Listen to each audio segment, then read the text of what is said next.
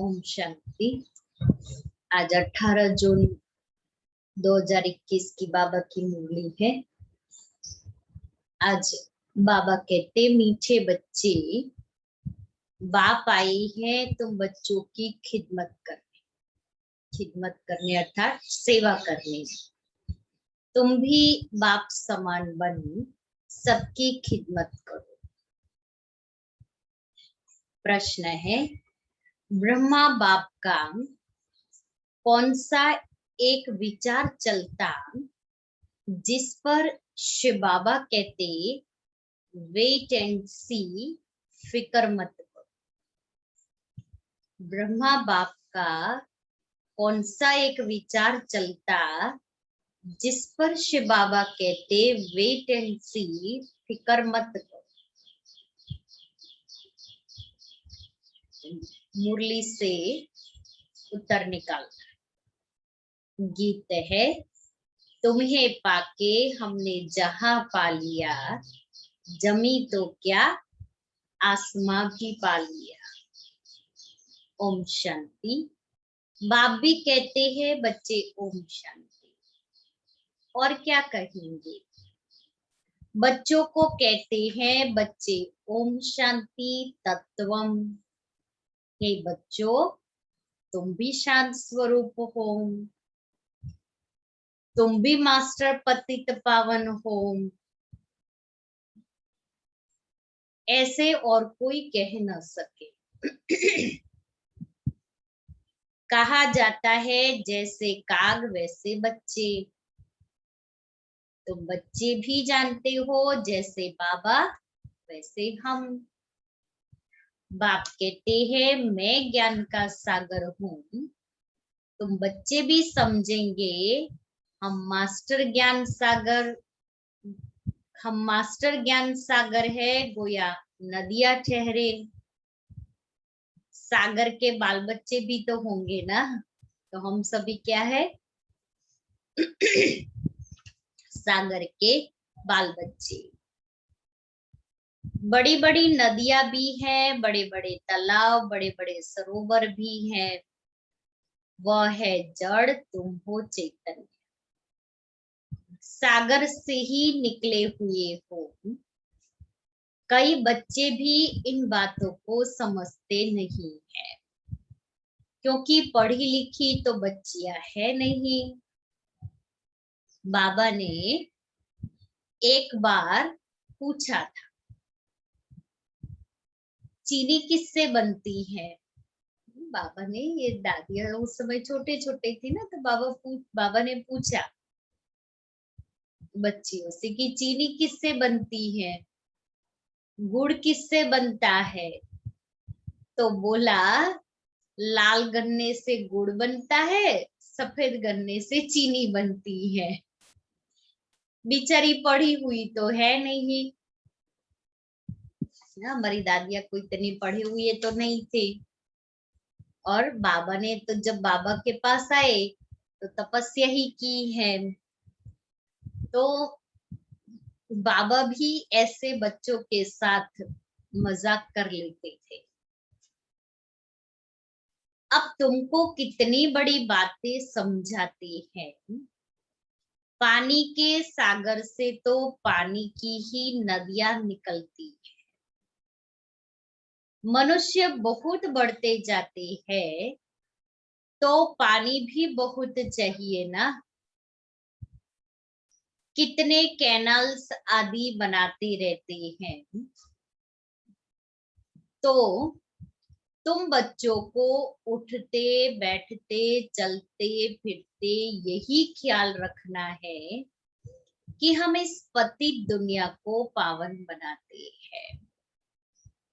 उठते बैठते चलते फिरते खाते पीते यही ख्याल रखना है, हम इस पतित दुनिया को पावन बनाते हैं। तो अपना कर्तव्य सदा याद रहता है। जैसे राजा होता है, उसको सदा स्मृति में रहता है ना, मैं राजा हूं। तो वो स्मृति में रहने से ही वो कर्तव्य सदैव याद रहेगा। तो मैं भी मास्टर विश्व कल्याणकारी, मास्टर पतित पावन, सारी दुनिया को बाबा के साथ साथ मैं भी पावन बनाने वाली हूँ।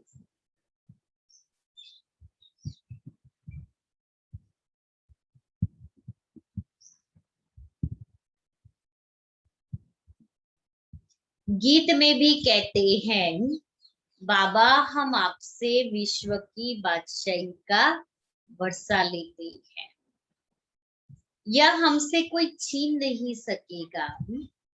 21 जन्म या राजाई कायम रहेगी।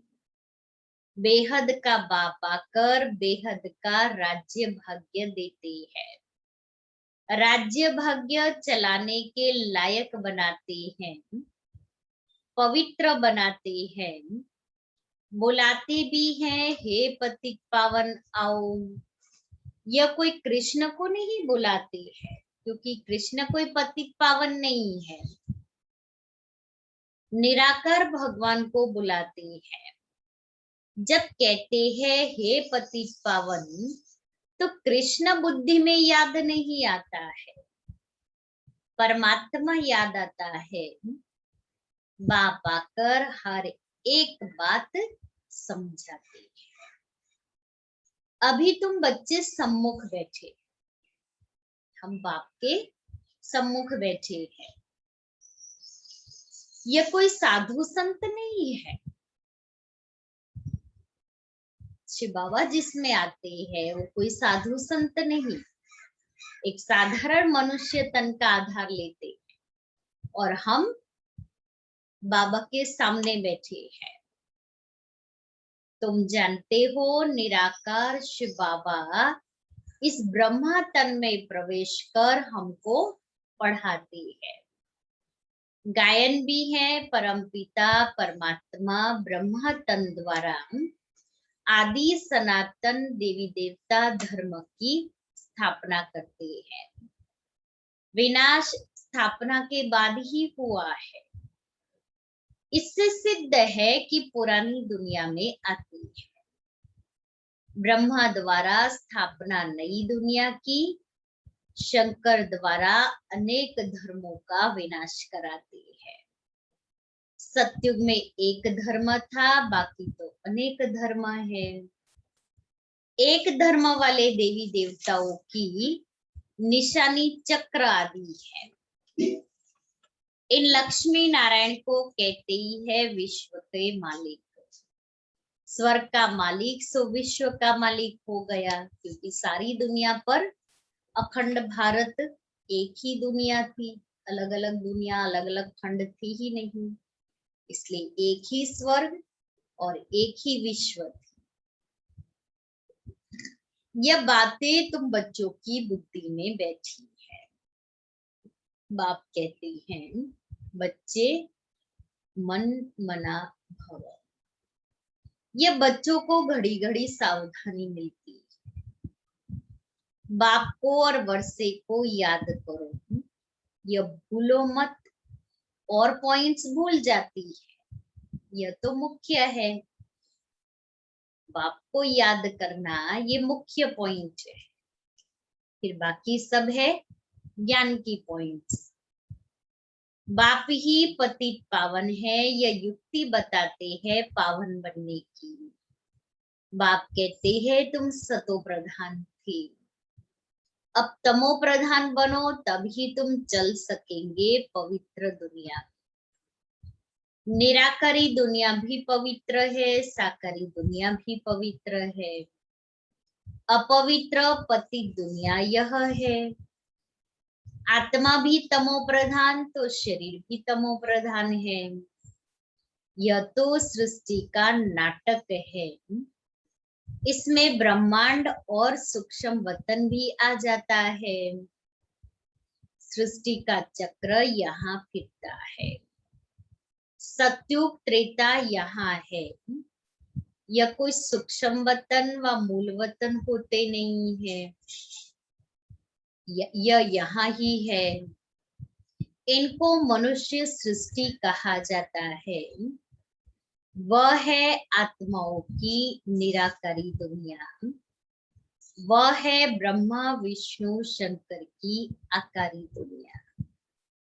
यह साकारी सृष्टि कितनी बड़ी है, सत्युग में कितनी छोटी सृष्टि होती है। वहां है ही एक धर्म। बाकी मनुष्य जो कहते हैं कि वहां भी दैत्य आदि थे, यह सब है झूठ। तुम समझते हो कि नई दुनिया की स्थापना, पुरानी दुनिया का विनाश गया हुआ है। नई दुनिया की स्थापना और पुरानी दुनिया का विनाश।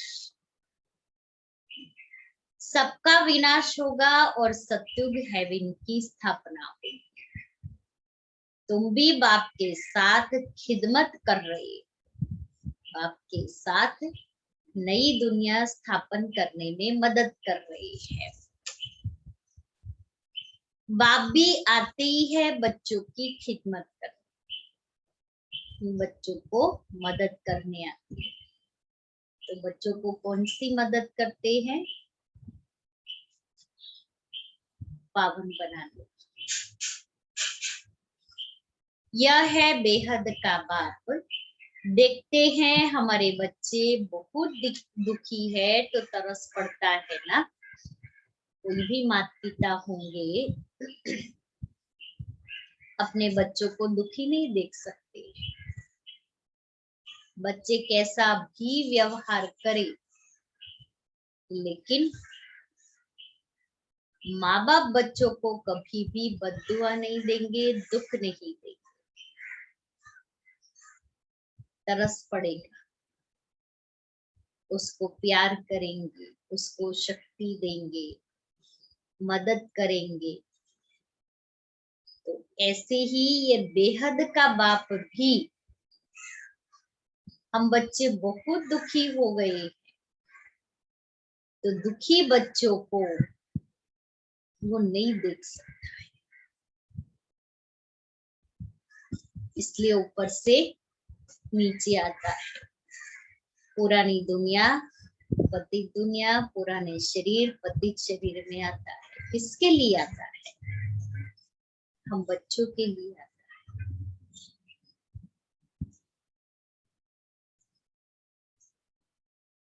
तो ऐसे प्यारे पिता को, प्यारे बाबा को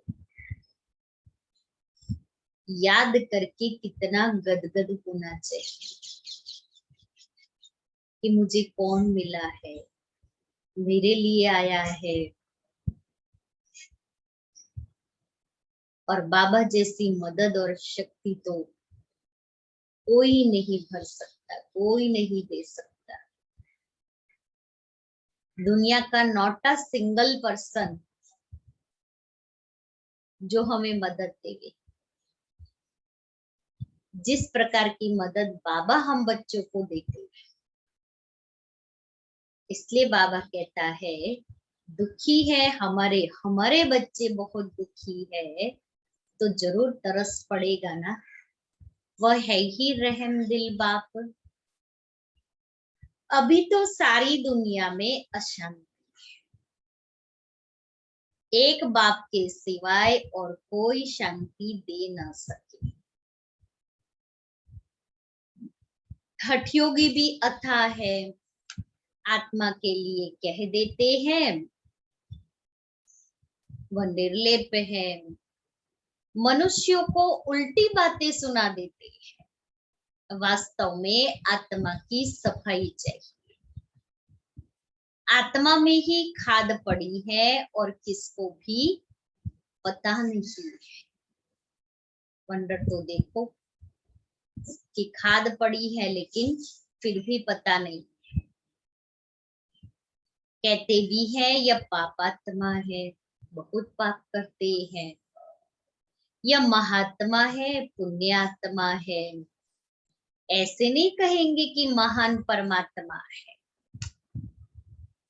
सन्यासियों के लिए कहेंगे पवित्र आत्मा है, क्योंकि सन्यास किया हुआ है, इसलिए कहेंगे पवित्र आत्मा। अब आप समझाते हैं आत्मा को पवित्र बनाने वाला सिवाय एक परमात्मा बाप के कोई हो नहीं सकता। पति दुनिया में पावन आत्मा कोई हो न सके।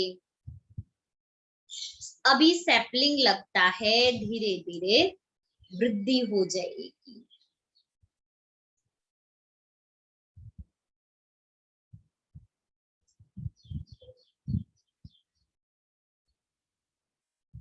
यह तो छोटे छोटे मठ पंथ आदि टालटलिया है, उनमें कोई मेहनत थोड़ी लगती है, स्थापन करने में मेहनत थोड़ी लगेगी।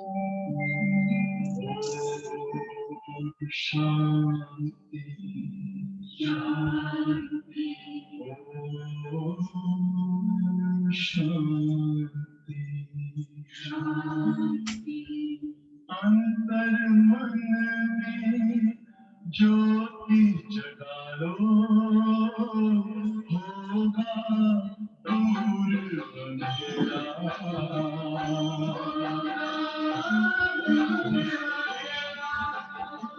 शिव का कर लो ध्यान आया, पावन पुण्य सवेरा।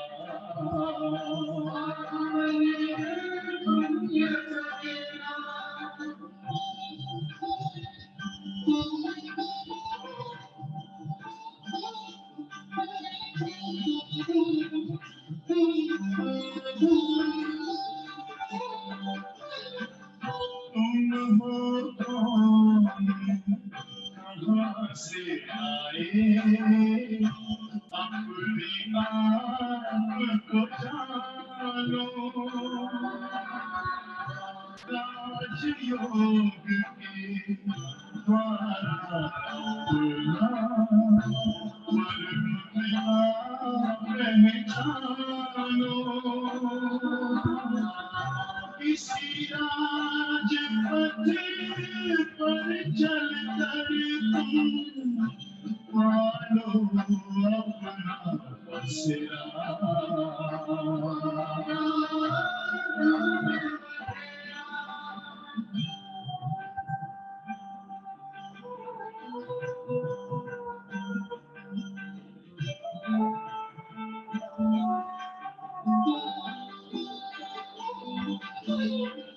तुम हो आत्मा तन से न्यारे, परमात्मा को प्यारे।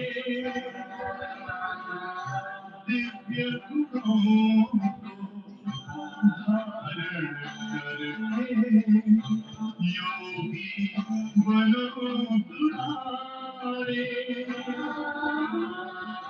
ज्योति बिंदु ही तोड़ेगा ये माया मोह का घेरा।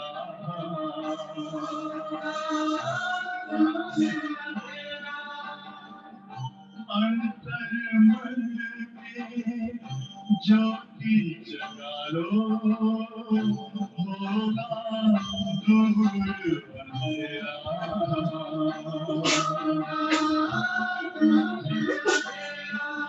ओम शांति।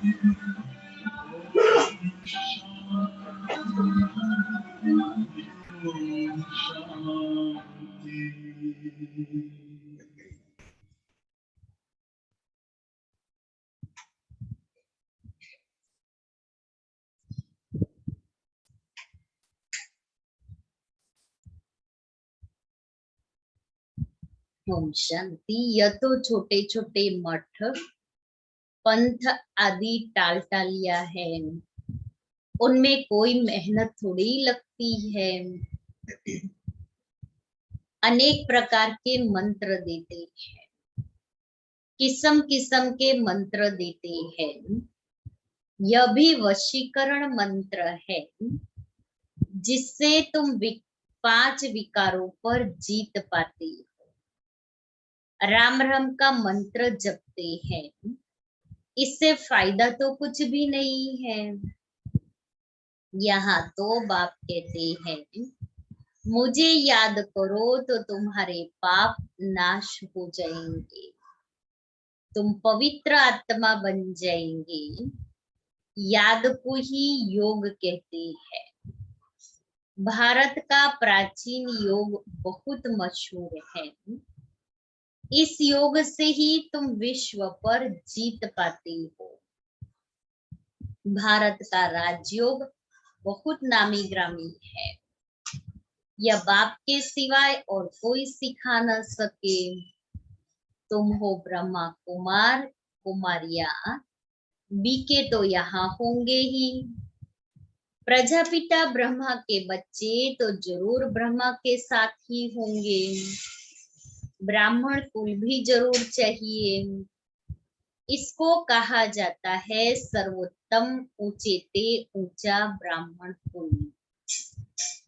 अभी तुम ब्राह्मण हो, फिर उथल खाएंगे। बाजुली खेलते हैं ना। शूद्र से ब्राह्मण बने हो, फिर देवता क्षत्रिय वैश्य शूद्र, फिर शूद्र से ब्राह्मण, फिर ब्राह्मण से देवता। तो उथल खाते हो मना बाजुली।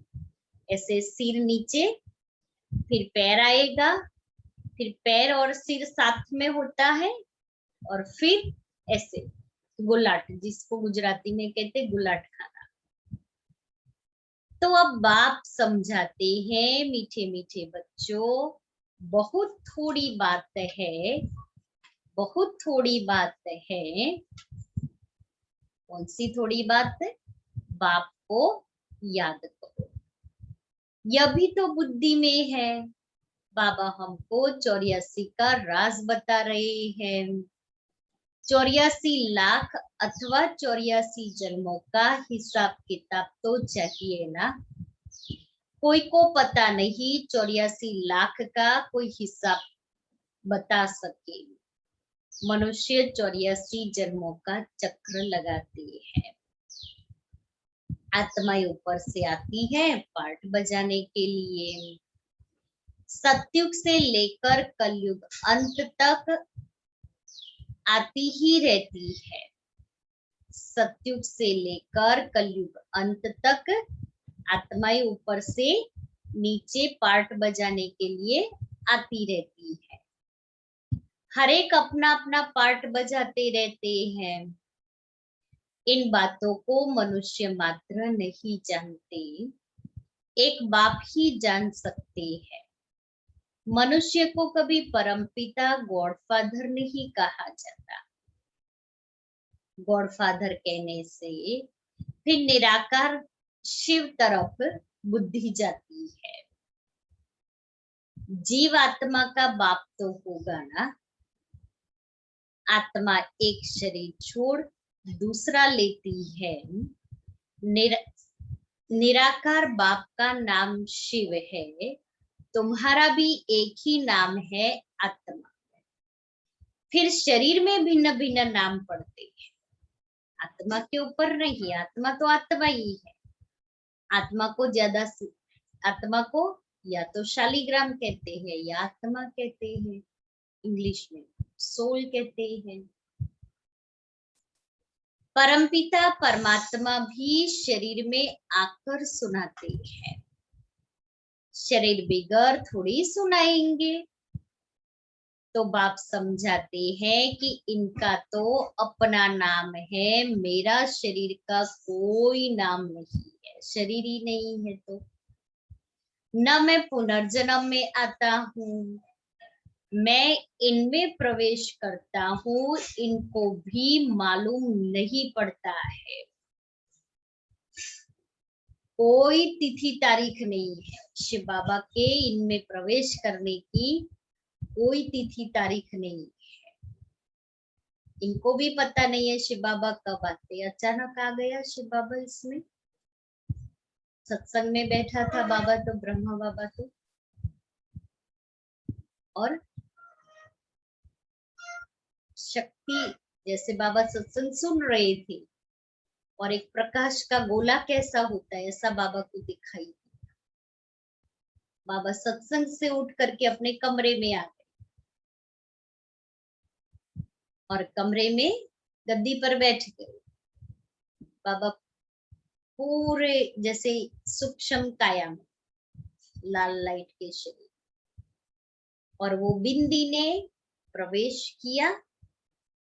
फिर ब्रह्मा के मुख से ही महावाक्य उच्चारण किए, अहम शिवोहम, सॉरी, अहम ज्ञान स्वरूपम शिवोहम शिवोहम, अहम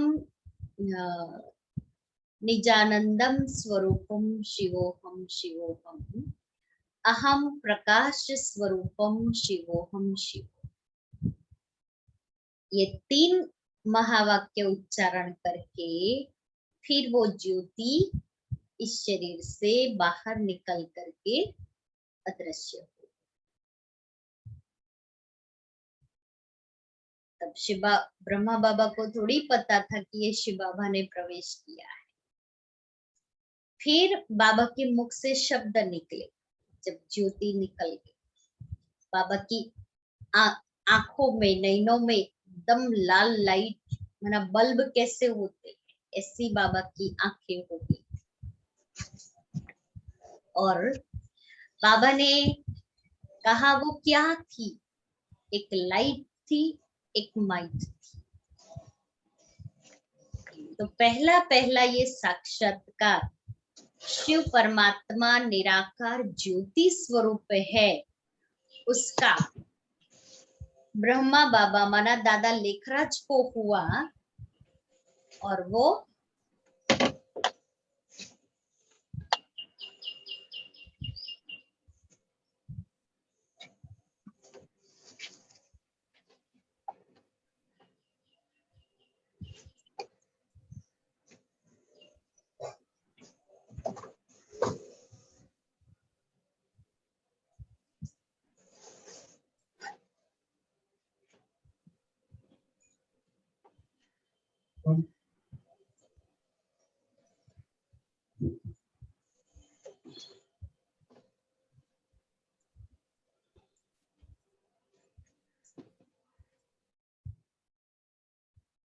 और जब ये साक्षात्कार हुआ, शिव बाबा निराकार ज्योति स्वरूप है, ये साक्षात्कार बाबा को बॉम्बे में हुआ था। बॉम्बे में बबुलनाथ का मंदिर है और बिल्कुल उसके सामने बाबा का घर था, और बाबा उसमें परिवार सहित उस समय आए हुए थे रहने के। और बाबा के घर में से वो मंदिर का जो शिवलिंग है वो दिखाई देता था, और उसका नाम, जो बाबा का घर था उसका नाम था सतगुरु सदन। आज भी वही नाम तो वही है, पर और लोग रहने आए हैं, थोड़ा बदल गया है। और बिल्कुल सामने एक छोटा सा रोड है, वो क्रॉस करो तो सीधा मंदिर का मेन गेट आता है। और उस मंदिर में इतनी शांति है, इतनी शांति, कोई आवाज नहीं है, और बहुत थोड़ा हाइट पर है। पहले तो स्टेप्स चढ़ करके जाना पड़ता था, अभी तो वहां लिफ्ट लगी हुई है, तो लोग लिफ्ट में जाते आते हैं। तो बाबा को पहला साक्षात्कार शिव बाबा निराकार है अर्थात ज्योति का हुआ। तो अपने ही घर में सत्संग चल रहा था, उसमें से बाबा उठ करके अपने कमरे में आए, और वहां फिर ये साक्षात्कार, ये अनुभव हुआ।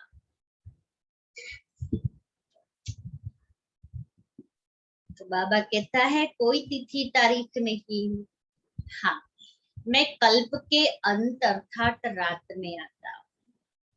अभी रात है ना, ये है ही पतितों की दुनिया, मैं आता हूँ पावन दुनिया अर्थात दिन बनाने। यह भी नहीं जानते कि बाबा ने कब प्रवेश किया। हाँ, विनाश का साक्षात्कार किया, वो भी उसके बाद में हुआ। बहुत ध्यान में जाते थे, क्योंकि शिव बाबा को भी अपने रथ को तैयार करना। जैसे बारिश के मौसम में बीज डालने से पहले धरती को तैयार करते हैं कि वो बीज फलदायक हो, इसलिए धरती को नरम करते हैं और फिर बीज डालते हैं।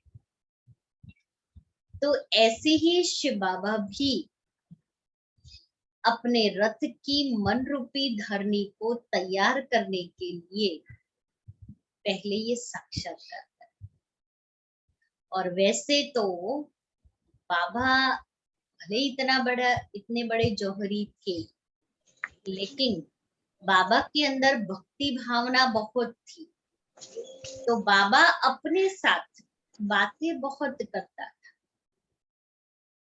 बाबा को एक सच्चा ज्ञान प्राप्त करना था, परमात्मा की प्राप्ति करनी थी, इसलिए बाबा ने अपने जीवन में जो 12 गुरु किए थे वो इसके लिए ही किए थे। और बाबा का दूसरा नियम था गीता पढ़ना। बाबा गीता का पाठ कभी भी मिस नहीं करते थे। तो जब गुरुओं का सत्संग चलता था, बाबा सुनते थे, फिर बाबा का मनोमंथन बहुत चलता था। तो 32 से बाबा ने अपने आप से बात करना शुरू किया। और वो डायरी जो बाबा ने अपने आप से बात किया, वो डायरिया बाबा के अव्यक्त होने के बाद मिली। तो बाबा उसी समय से ही जैसे अपने आप को तैयार करते थे, उस समय बाबा को सब पता थोड़ी था, लेकिन शिव बाबा जैसे प्रेरणा दे रहा था। सत और असत की बात उसमें बाबा ने लिखी है। बाबा अपने कर्मेंद्रियों के साथ बात करते थे। बाबा ने अपनी कर्मेंद्रियों की दरबार लगाई है। तो बाबा ने अपने साथ जो बातें की है वो उस डायरी में है। तो 32 से, और बाबा ने उसमें डेट लिखी, साल लिखी हुई है, शायद डेट भी लिखी है, दूसरा दिन, तीसरा दिन, ऐसे करके बाबा ने अपनी डायरी में लिखा है। बाबा कहता था आत्मा बादशाह, परमात्मा बड़ा बादशाह। सत्य क्या है? सत्य है आत्मा, असत्य है शरीर। तो तू असत्य के पीछे क्यों भाग रहा है? ऐसी ऐसी बाबा की लैंग्वेज है, सुनाएंगे। तो बाबा तैयार कर रहा था शिव बाबा तैयार कर रहा था ब्रह्मा बाबा को। उसके बाद में बाबा को सब साक्षात्कार हुए। विनाश का भी हुआ, सत्युग का हुआ, विष्णु चतुर्भुज का हुआ। ऐसे बाबा को अलग अलग 3-4 साक्षात्कार हुए।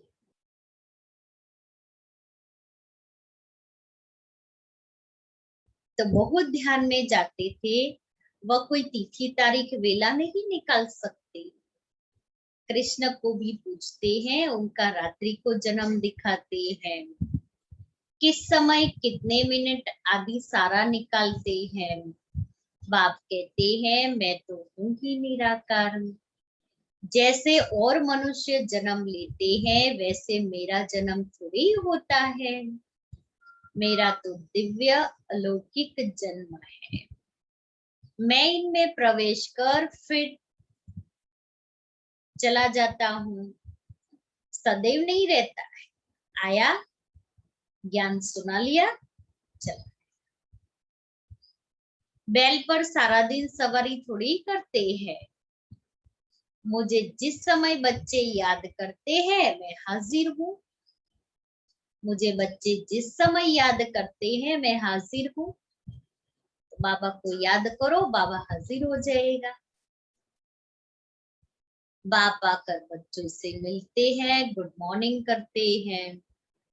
जैसे मनुष्य एक दो में मिलते हैं, राम राम व नमस्ते कहते हैं। यह तो रूहानी बेहद का बाप समझाते हैं। मैं तुम सब बच्चों का मैं तुम सब बच्चों का बाप।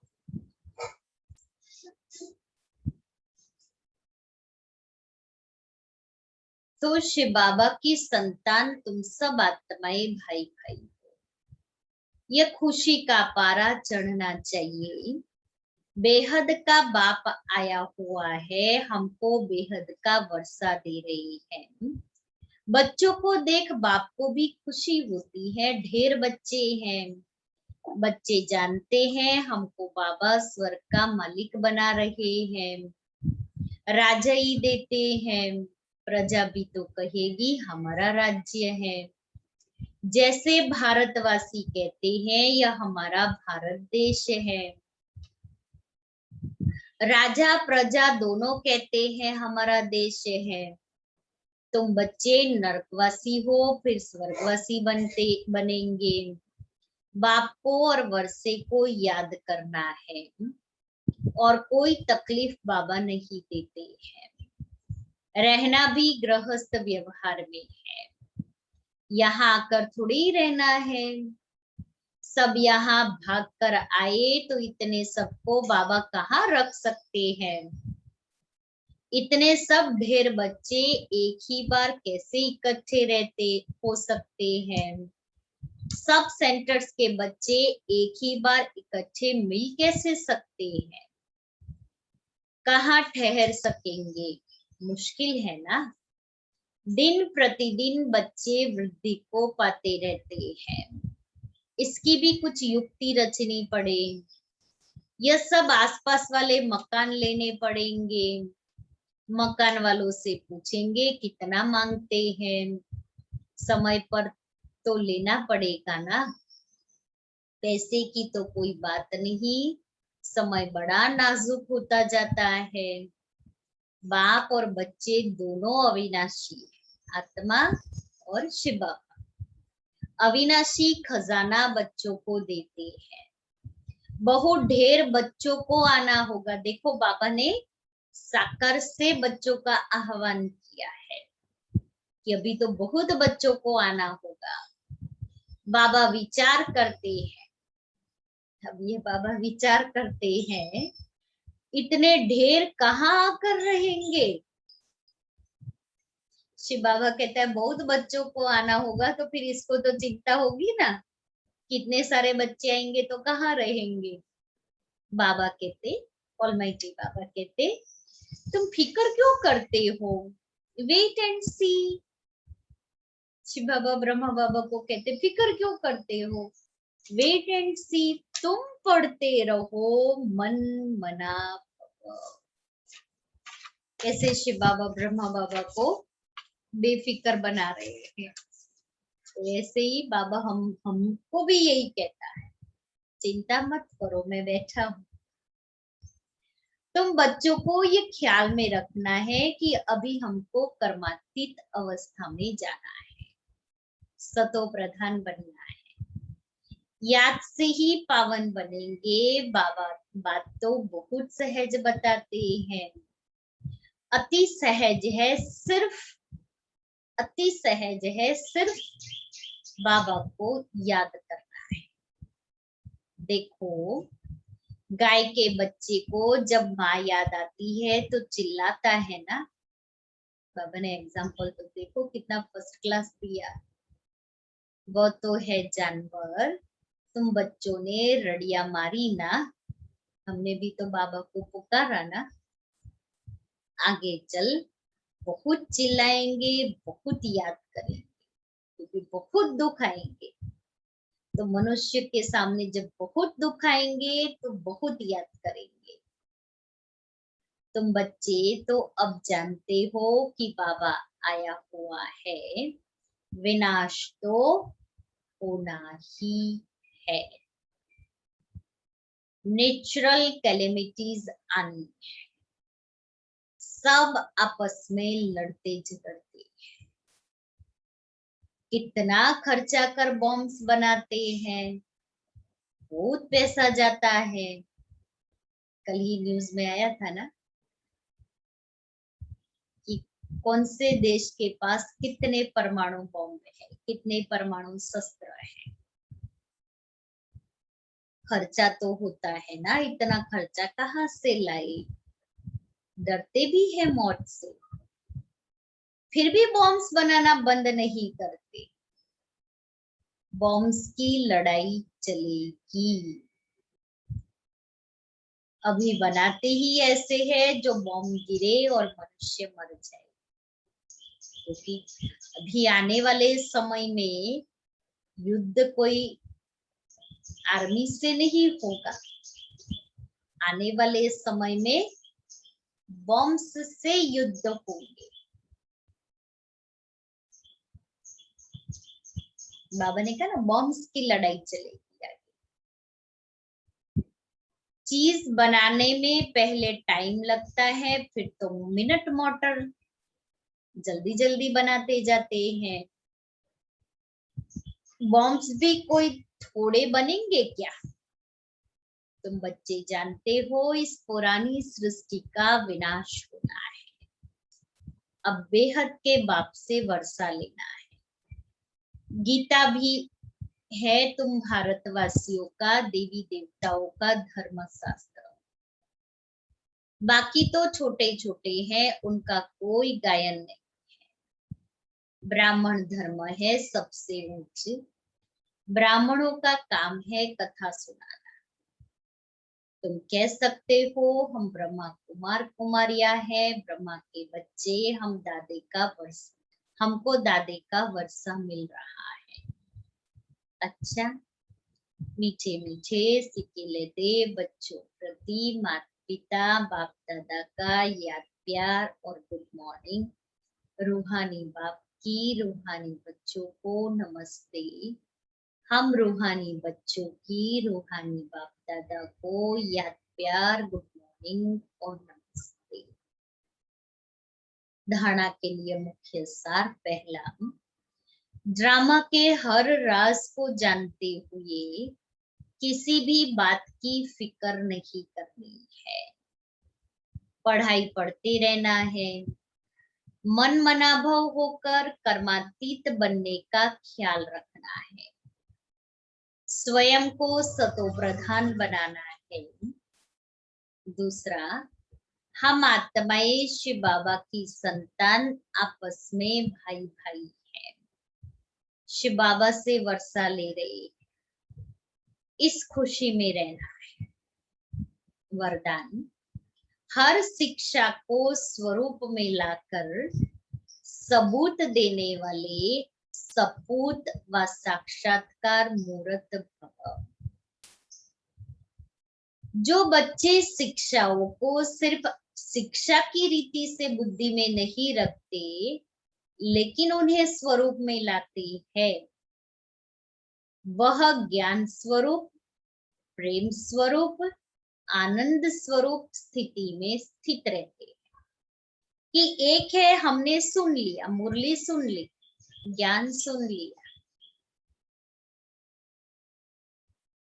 वो बुद्धि तक गया, लेकिन उस ज्ञान का जब हम स्वरूप बने, बुद्धि में तो लिया, लेकिन फिर उसको, उस ज्ञान को मुझे अपना बनाना है, अर्थात प्रैक्टिकल स्वरूप बनना है।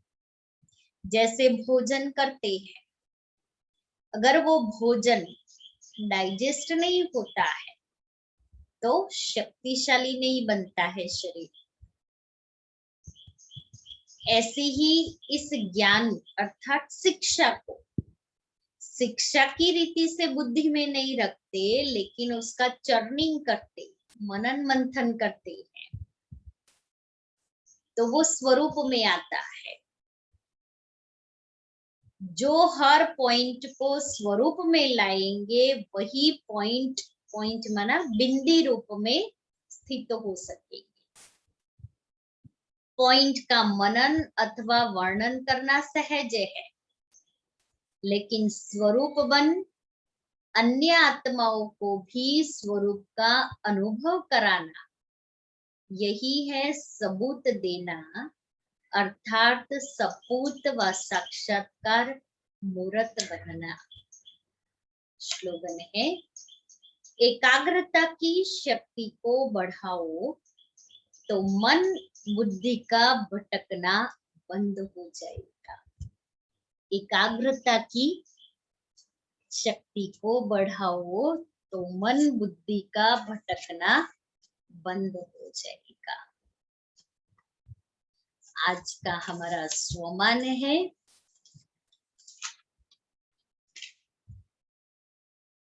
मैं लाइट माइट हाउस हूँ। मैं लाइट माइट हाउस।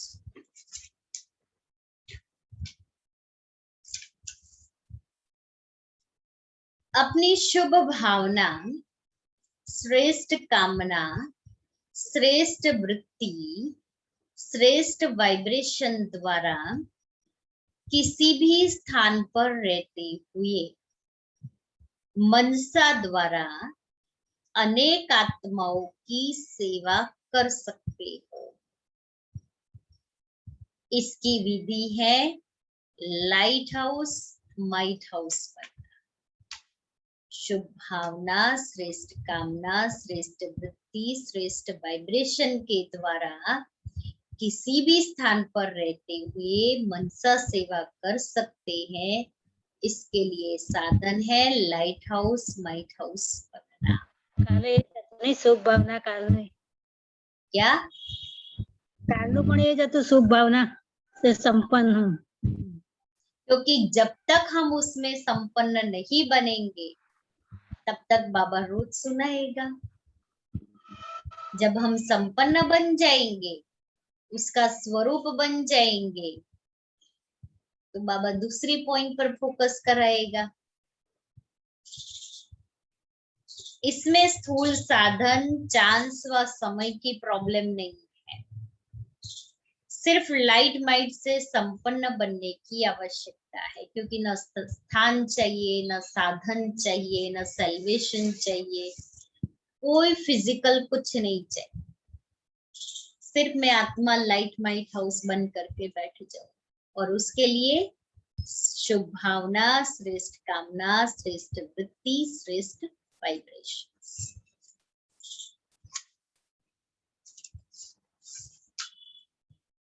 मम्मा के जीवन की मुख्य धारणा।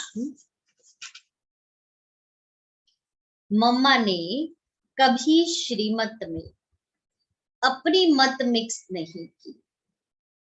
मेरा विचार यह है, मैं यह समझती हूँ, यह मम्मा ने कभी नहीं कहा। परंतु बाबा ने यह कहा है, बाबा ने यह समझाया है। मैं समझती हूँ या मैं कहती हूँ, वह भी बताने में ऐसा रस जो हरेक को सहज समझ में आ जाए कि बाबा ने किस रहस्य से कहा है। ऐसे मम्मा के समान हर कदम श्रीमत प्रमाण उठाना है। किसी ने मम्मा को पूछा, मम्मा बाबा ने ये कहा है, आपका विचार इसमें क्या है? तो मम्मा ने जवाब दिया, मेरा विचार कहाँ से आया? जो बाबा ने कहा है वही करना है। बाबा की श्रीमत में अपना विचार, अपनी बुद्धि है ही नहीं। मम्मा ने कभी एक्यूरेट श्रीमत प्रमाण चला।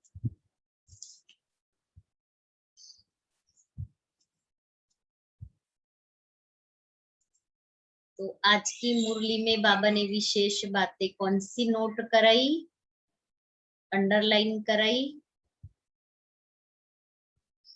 एक एक सुनाए।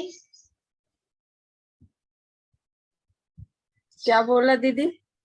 आज की मुरली की कौन सी पॉइंट पर बाबा ने हम बच्चों को नोट कराई है? आज की मुरली से एक एक पॉइंट बोले। हाँ दीदी, बाबा बोले ये सब ड्रामा है, बस बाबा को याद करते रहना है, और जिनको जब आना होगा आएंगे, अपने सीट पर रहना है, हमें अपना सीट पर रहना है और बाप समान बनना है। जी। और बाबा कहते हैं मैं तुम्हें पढ़ाने और पवित्र बनाने आया हूँ, तुम्हें सिर्फ पुरुषार्थ करना है, कर्मातीत बनने का पुरुषार्थ करना है, मन मना भाव। हम्म। और हंसाबेन बोल रहे थे वो आज का मुरली का जवाब बाकी था ना। हाँ, आज की मुरली का आंसर बाकी रह गया। मुरली दीदी का यही जवाब था ना शायद, कौन मैं सा? यही सोच के लिख, ये जो मैं बोली ना, हाँ हाँ, वही जवाब है मैं वही उसको सोच के ही मैंने ये जवाब ये लिखा था कि ब्रह्मा बाप का कौन सा एक विचार चलता जिस पर शिव बाबा कहते हैं वेट एंड सी, फिकर मत करो। तो आंसर है बाबा का विचार चलता, समय बहुत नाजुक होता जाता, बच्चों को अविनाशी ज्ञान रतन लेने बाप के पास आना ही है, इतने ढेर बच्चे कहाँ आकर रहेंगे, कितने मकान बनाने पड़ेंगे। शिव बाबा कहते हैं वेट एंड सी, कल्प पहले जैसे आकर रहे थे वैसे ही रहेंगे, तुम फिकर मत करो, तुम सिर्फ पढ़ते रहो, मन मना भव, तुम्हें कर्मातीत बनने का पुरुषार्थ करना है। कल्प पहले जैसे हुआ था वैसे होगा, हम चिंता फिकर क्यों करें। हाँ दीदी, ड्रामा में जो जैसे पाठ होने वाला वो होगा।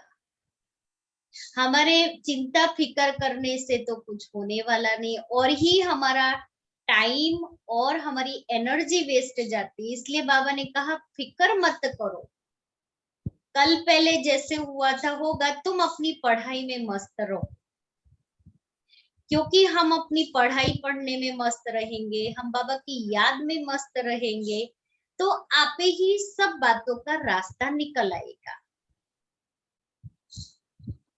बाबा ने ये सिर्फ ब्रह्मा बाबा को थोड़ी कहा है, हम सभी को कहा कि कोई भी बात में कोई भी बात आती है, चिंता नहीं करनी, उसमें ही उलझे नहीं रहना है।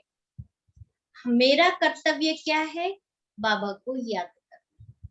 ऐसे नहीं कोई बात आई तो हमारा बहुत दिन चलता रहे, मुरली भी मिस होती रहे, योग भी हम नहीं करे, अमृत वेला भी मिस, मुरली भी मिस, सब कुछ मिस, कुछ करे ही नहीं। मेरा जो है कार्य मुझे करना है, वो बातें आप ही चली जाएगी। बहुत टेंशन वाली या कुछ हो जाता है ना, तो क्या करते हैं ब्राह्मण बच्चे, मुरली ही पहले मिस कर लेते हैं।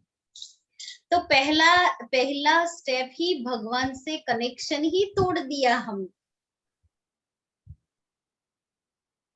अब जहां कनेक्शन टूट गया वहां कुछ मिलेगा न, वरदानों से बुद्धि झोली भरेगी, न बाबा की शक्ति मिलेगी, न मदद मिलेगी।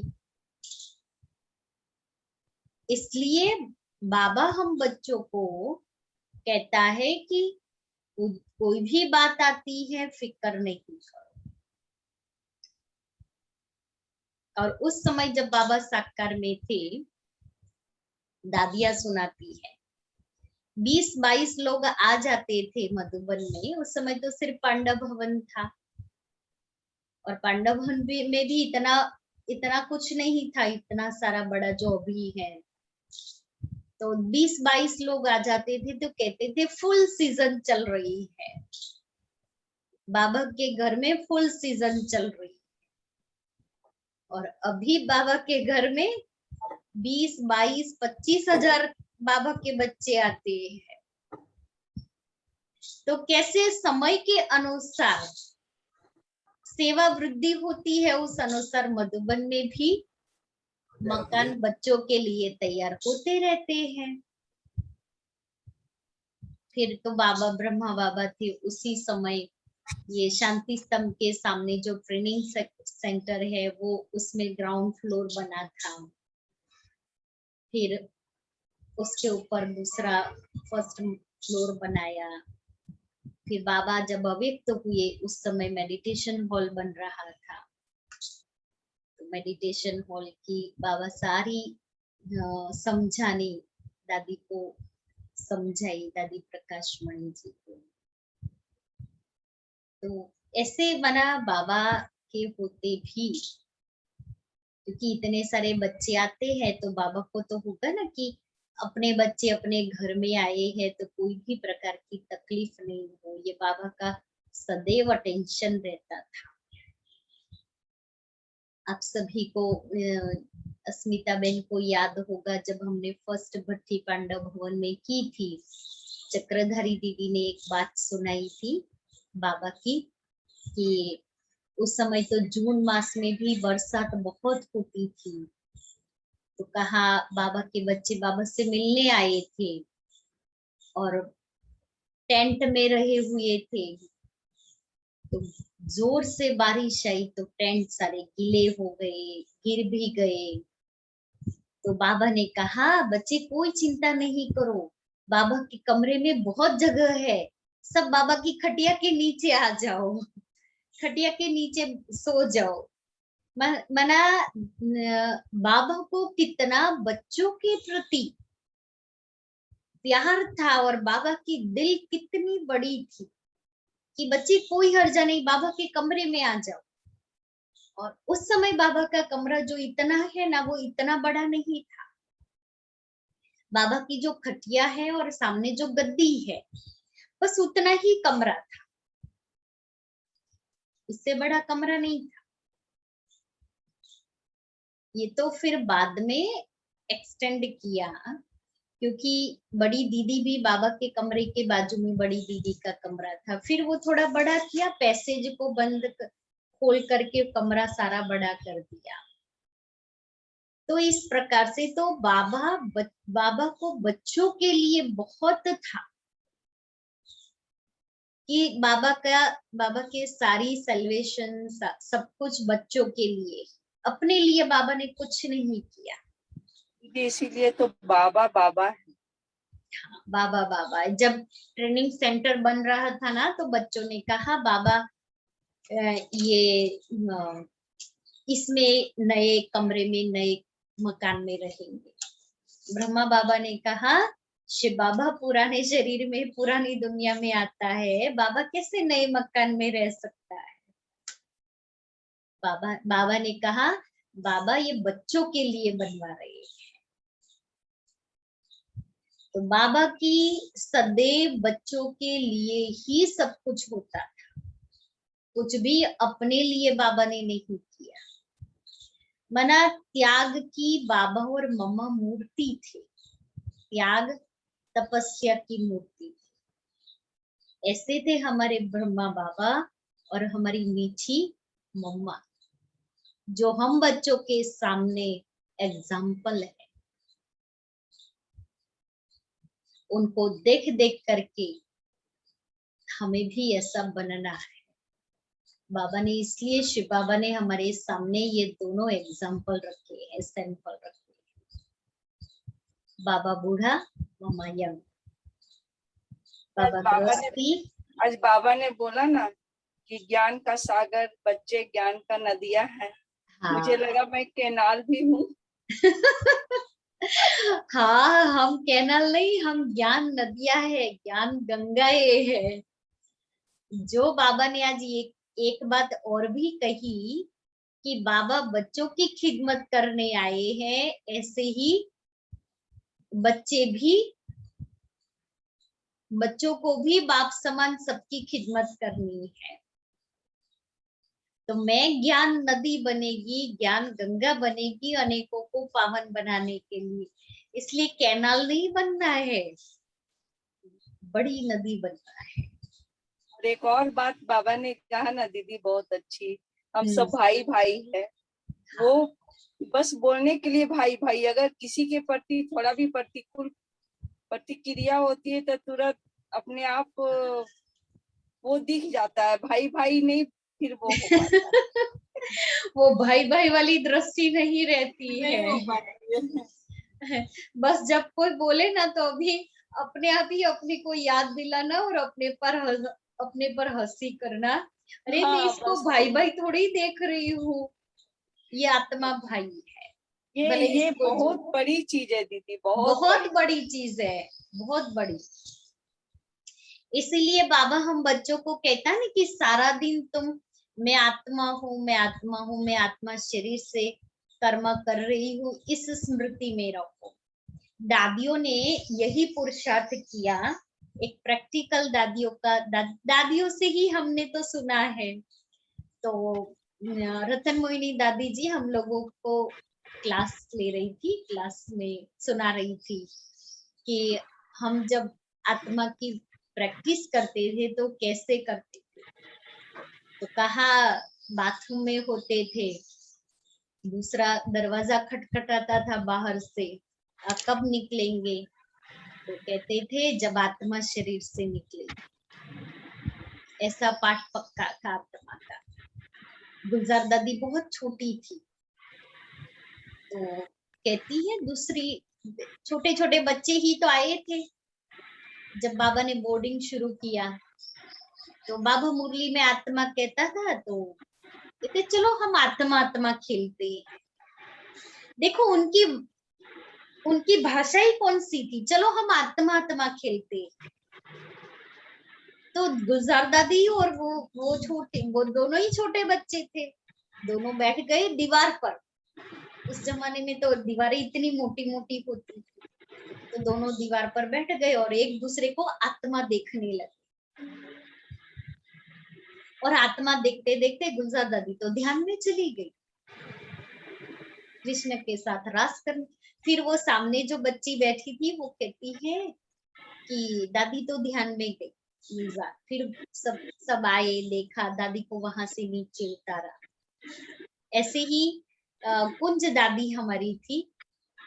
तो कुंज दादी किसी को कोर्स करा रही थी, तो वो भाई कहे कि मुझे आप अनुभव कराओ कि मैं आत्मा हूँ। तो कुंज दादी ने कहा कि बड़ी दीदी को कहा, बड़ी दीदी वहां रहती थी, तो बड़ी दीदी को कहा कि दीदी वो भाई कहता है मुझे आत्मा बनाओ, आत्मा अनुभव कराओ, तो मैं कैसे बनाऊं? तो दीदी ने कहा चल रे मुट्ठी चली जा, क्या तुमने बाबा का ज्ञान नहीं सुना है जो तुम मुझे पूछने आई हो? कुंज दादी तो चली गई। फिर वो भाई के सामने जाकर के बैठी और कहा मैं जो बोलूं आप अनुभव करो। और उस समय ये शब्द नहीं था, कमेंट्री शब्द नहीं था, ये आजकल का शब्द है कमेंट्री। तो कुंज दादी ने बोलना शुरू किया। अभी कैसे बोलना शुरू किया, कमेंट्री कैसे देनी शुरू की? तुम हाथ नहीं, तुम पांव नहीं, तुम आंखें नहीं, तुम कान नहीं, तुम भ्रुकुटी के बीच में एक चमकता सितारा। बस ऐसे दादी ने शुरू किया बोलना, आत्मा के बारे में बोलना शुरू कर दिया। और सच में वो भाई तो उस अनुभूति में चला गया। तो गुंज दादी तो छोटी थी ना, फिर से दौड़ते दौड़ते वापस अंदर गई। दीदी को जाके, बड़ी दीदी थी मनमोहिनी दीदी, उनको जाके कहती दीदी दीदी देखो वो भाई तो आत्मा बन गया। तो दीदी कहती है अरे चलो चलो, कुंज ने वो भाई को आत्मा बना लिया। तो सब आकर के देखने लगे कि वो आत्मा कैसे बन गया। तो उस समय की लैंग्वेज क्या थी? आत्मा, आत्मा वो आत्मा बन गया। चलो हम आत्मा आत्मा खेलते हैं। आत्मा कब निकलेंगे? जब आत्मा शरीर से निकले। तो उनके अंदर निरंतर वो आत्मिक स्मृति, वो आत्मा का पाठ, मैं आत्मा हूँ, ये स्मृति थी। इसलिए उनकी भाषा में भी वही शब्द आते थे। आज हम सारा दिन क्या करते हैं, इस प्रकार से मैं आत्मा हूँ ये स्मृति में रहते हैं, तो हमारी भी वही दादियों जैसी भाषा हो जाएगी। मैंने अनुभव किया है दादी गुलजार से, दादी जानकी से। बहुत सारे शब्द दादी के मुरली वाले होते थे, वंडरफुल। दादी ये वंडरफुल शब्द बहुत यूज करते थे। दादी असुल, दादी ये कहती, दादी के क्लास में भी आप सुनेंगे, असुल बाबा हमें ये सिखाता है, असुल हमें ये नहीं करना है। तो दादियों ने इस ज्ञान को अंदर में कूट कूट के भरा। आज भी बाबा ने थोड़े दिन पहले भी, और बाबा की थोड़े दिन पहले की अव्यक्त मुरली भी चली मनन चिंतन के ऊपर। तो अभी सुधाबेन सुना, और आगे आप क्या सुना रही थी?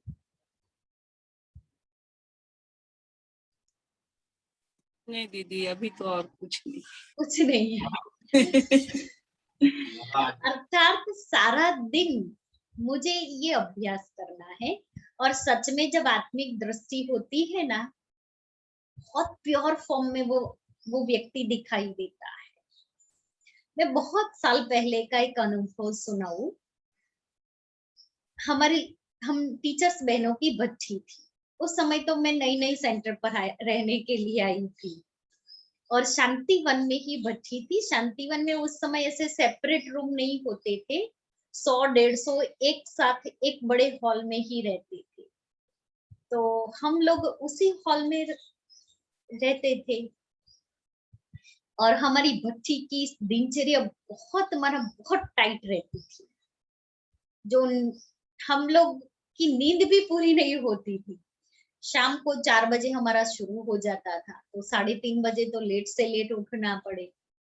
तो ऐसी गहरी नींद में मैं थी, और मुझे आशा बहन जो भी थलतेज में रहती है, तो उन्होंने मुझे उठाया। नहीं, मैं उठी और वो सोए हुए थे। तो मैंने घड़ी देखी, 3:45 हो गए हैं। मैंने उनको ऐसे हिलाया, मैंने कहा उठो, टाइम हो गया है। अब वो इतनी गहरी नींद में थी, उसकी भी दिल नहीं होती थी। फिर वो आंख खोल के बंद कर ली। फिर मैंने दोबारा से उठाया, मैंने कहा उठो, टाइम हो गया है, क्लास में जाना है। तो आंखें खोल के उन्होंने मुझे देखा, और मैंने भी उनको जो देखा, एक आत्मिक स्वरूप से देखना, आत्मिक दृष्टि से देखना, इतना स्ट्रांगली मुझे भी उनसे वो वाइब्रेशन, वो दृष्टि, वो अनुभव हो रहा था, और उनको भी मेरे से हो रहा था। दोनों की आंखें खुली थी, दोनों एक दूसरे को देख रहे थे। नहीं दीदी, ऐसे रियल में भी होता है कभी कभी। हाँ, होता है, लेकिन वो कभी कभी होता है। हाँ, वो अभी मेरे सहित हम सभी को इस प्रैक्टिस की आवश्यकता है कि आत्मिक दृष्टि, जब वो आत्मिक दृष्टि होगी ना, तो फिर सारी बातें खत्म हो जाएगी। ओम शांति।